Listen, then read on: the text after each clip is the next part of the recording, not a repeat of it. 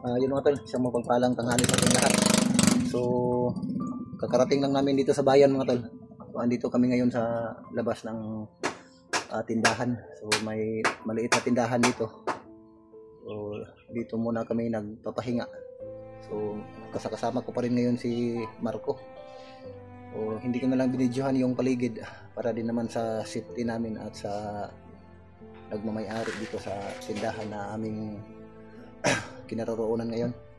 So habang nandito kami mga tol, ay papahinga kami. Kakain muna kami ng pang merienda dahil mga ilang buwan na raw ito si Marco na hindi nakatikim ng pagkain.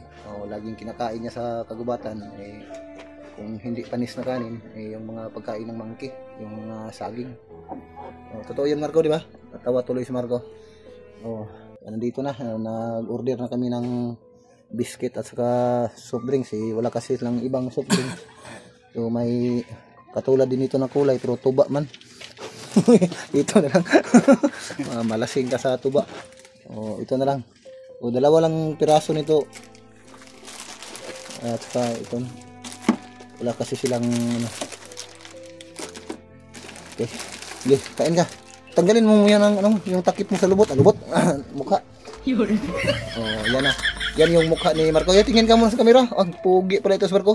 Pero mga tol, kumpirmado. Sa dagdag kaalaman, yung dalawang bata na nailigtas ko ay kapatid talaga ni Marco. Yung pinapakita ko sa kanya yung video, katulad na lang sa mga request ninyo, sa mga comment ninyo. Pinakita ko si Marco sa video, nung mga previous ko na video. So yung dalawang bata ay kapatid niya talaga. Tingnan mo tol, magkamukha talaga. Marap nga sa camera, Mar. Ayan magkamukha talaga sila. So happy na si Marco. Ano pangalan mo? Yung totoong pangalan, Marco talaga? Hindi Mario? Baka Marco sa umaga, Marimar sa gabi. Natawa tuloy si Uncle dito. Yung pag may-ari dito sa tindahan, natawa. Sige, kain muna tayo. Habang nagpapahinga kami, kakain muna kami.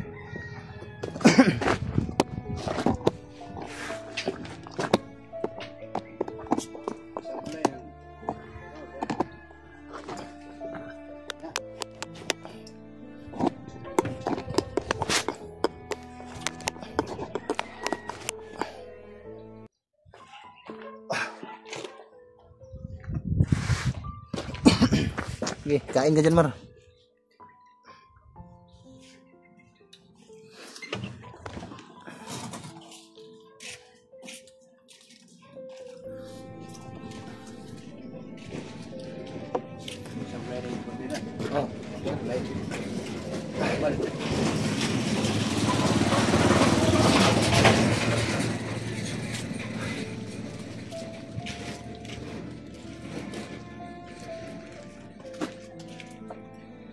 Kain tayo mga tol.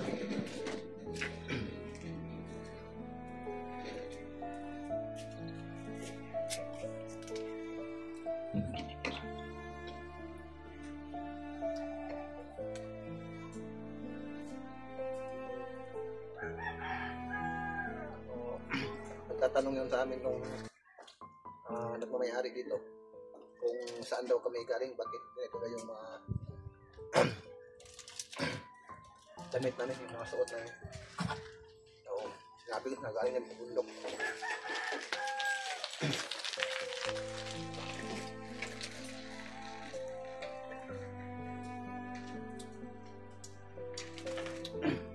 Masarap? Sarap mo sa drinks,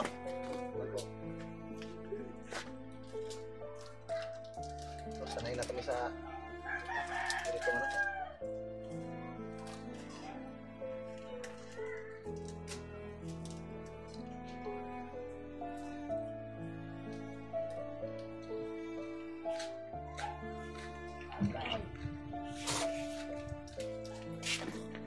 Pagdating natin sa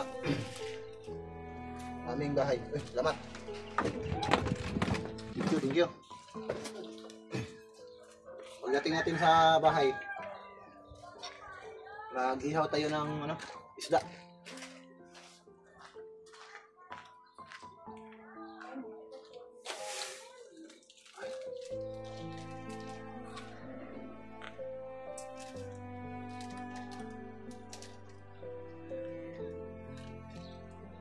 So, buti na lang mga tol, paglabas namin sa kagubatan, nung dinadaanan namin na daanan, yung kalsada, buti na lang may dumaan na ano, sasakyan, yung ano, dump truck.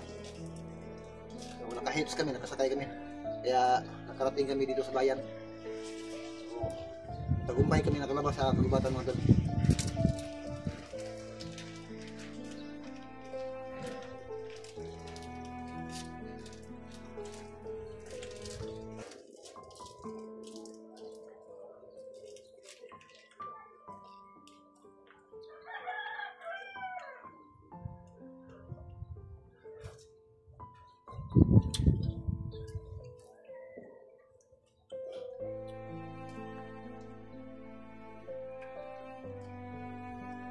Grabe, kuhaw yung kamil.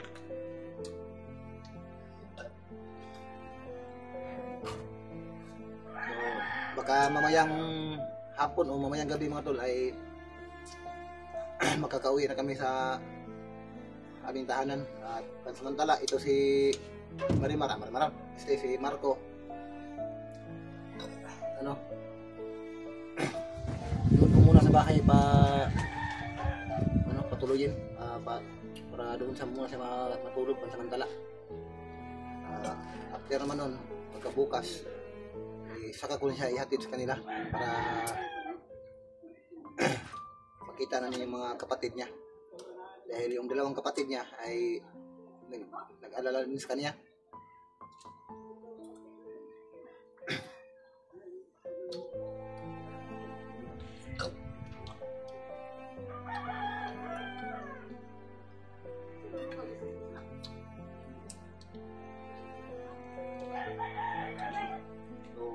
Nagtanong ako ito kanina pagdating namin mula dito sa kinaroroonan namin ngayon, kung may tindahan, palabas kami sa bayan patungong highway. Mahirap daw yung sasakyan dito mga tol, pero minsan daw ay may mga ano man daw, papasok daw dito na mga masahero na sasakyan palabas papunta sa highway. Mula rito, nasa mga 13 km per hour mula dito palabas sa highway. So, abutan siguro kami ng gabi. So, makarating kami doon sa aming tahanan. Pero doon ko muna ipatulog si Marco sa bahay.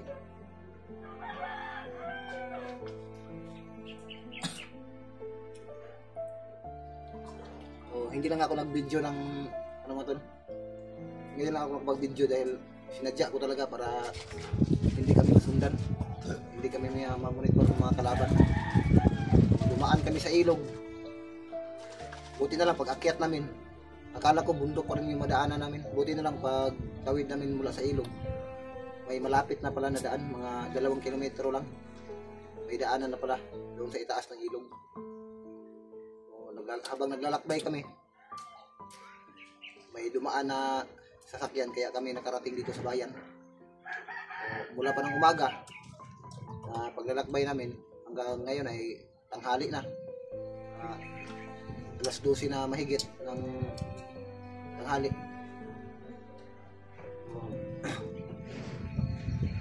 Mamaya, pagkatapos namin dito, aalis na kami dahil excited na talaga si Marco na makita yung dalawa niyang kapatid.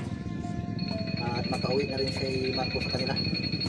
Pero kailangan ko munang diretso doon sa bahay.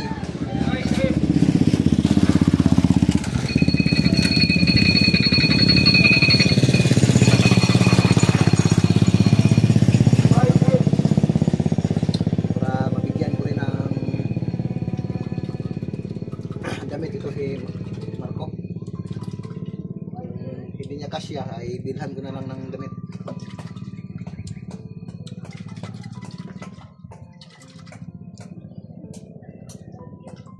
So yung dalawang kapatid niya ay hindi na lang ako nag-video doon sa kanilang tahanan dahil sa ayaw rin humarap ng kamera yung kanyang ina. At nakisuyo rin yung dalawang bata na huwag na lang mag-video doon. Pero okay na rin yun dahil sa safety din nila. Ano, success? Ha? Oh, ito si Marco mga tol. December. Yung December, no?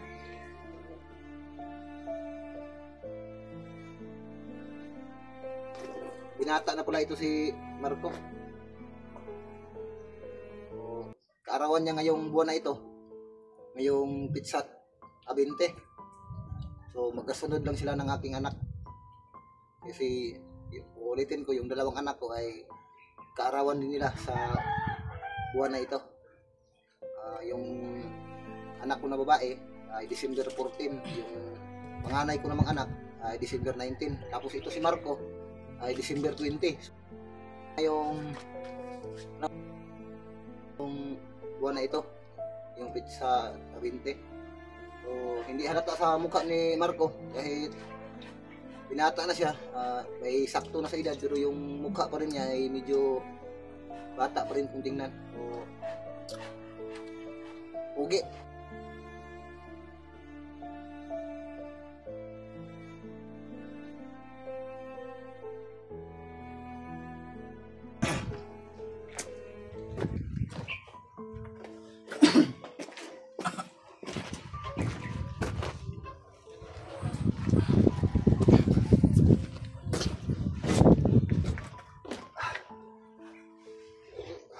Pahinga muna kami sandali dito, Kla. Buti na lang maganda yung weather ngayon. So sana ay hindi ito uulan para mas mabilis kaming makarating doon sa highway. So kailangan muna naming magbihis para sa pag-uwi namin. Kasi magtataka kasi yung mga yung makakita sa amin ba, magtaka bakit ganito yung mga pananamit namin. So kailangan muna yung magbihis ni Marco. May mga nagtinda ba dito, Kol? Mga ano, Kol? Mga ukay-ukay? May mga nagtinda ba dito ng mga ukay-ukay? Mga damit? No? Doon sa ano, kabila may mga nagtinda dito? Sa kabila. Oh, meron daw dito mga tol na nagtinda ng mga damit, ukay-ukay. Kahit ukay-ukay lang, at least branded naman yung mga ukay-ukay. Matagal pa yung mapunit. Okay lang sa iyo, Mar, okay na damit, ukay-ukay ba? Oh. May mga ukay-ukay din na mamahalin, pero ano yan? Sweet corn, malagkit, mais. Oh, branded yun, yung mga ukay-ukay, galing kasi yun sa ibang bansa. Malagkit, mais. Sweet corn, malagkit, mais. May nagtinda pala dito ng ano, sweet corn, mais. Yun, yung saka. Oh, impos-pos.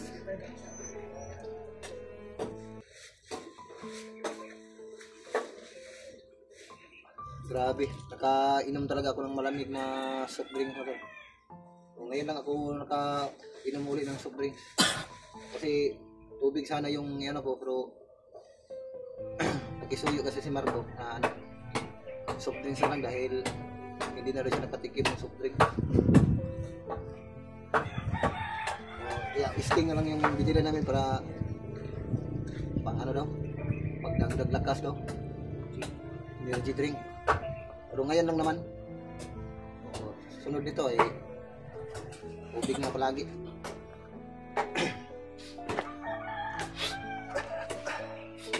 Grabe, igang.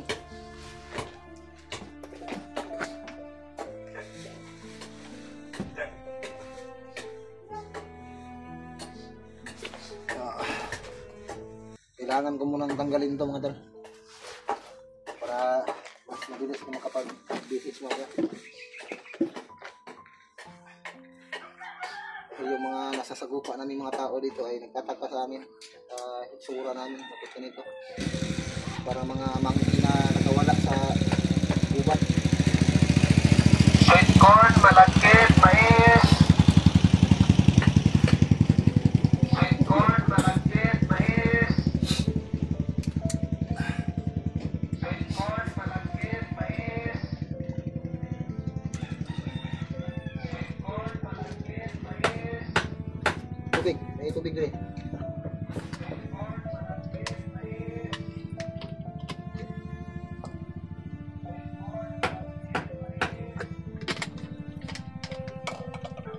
Yun ka?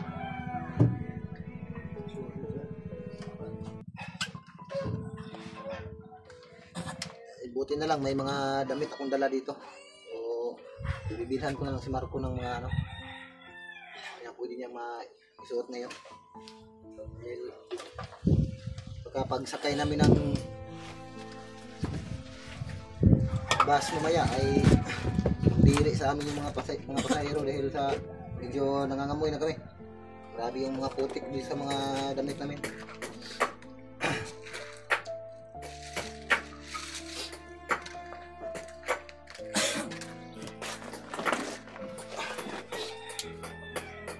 Maya alis tayo ah. Ano muna tayo dito. So yun mga tol, ulitin ko maraming salamat po sa patuloy niyo pong walang sawang pagsuporta.